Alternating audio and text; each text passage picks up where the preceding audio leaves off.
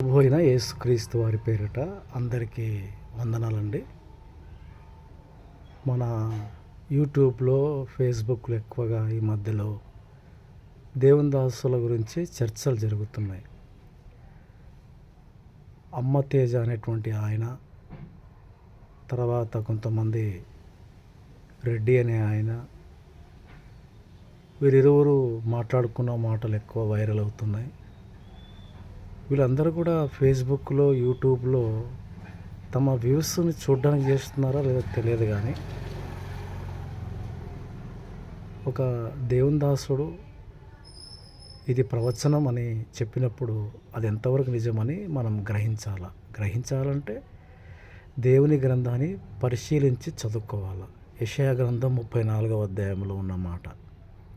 కాబట్టి పిల్లారా, మొన్న ఒక ఆయన అన్నాడు, తెలంగాణలో కారు వస్తుంది, టీఆర్ఎస్ అన్నాడు, ఏపీలో ఫ్యాన్ వీస్తుంది అని అన్నాడు, కానీ జరగలేదు.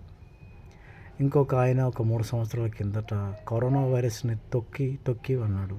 ఇంకొక ఆయన ఉరికంబం ఎక్కాలన్నాడు, ఏది కరోనా వైరస్ని. ఇంకొక ఆయన దేశం నుంచి తరిమి కొడతామని ఈ ప్రవచనాలు చెప్పారు. ఇవి నిజమా అబద్ధమా అని మనం పరిశీలన చేయాలంటే బైబిల్ వాక్యాన్ని చదవాలి.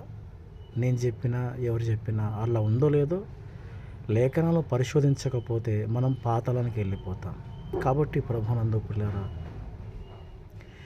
ఏ దాసుడైనా ఏ పాస్టర్ అయినా చెప్తున్నవి జరుగుతున్నాయి అనుకోండి, అతన్ని నమ్మండి. లేకపోతే అతడు ఆ స్థానంలో నేనున్నా, వింటున్నవారు మీరున్నా, ఎవరున్నా అపవాది సంబంధికులు సొంత కల్పనా వాక్యములు చెప్పుచూ ఉన్నారని గ్రహించాల.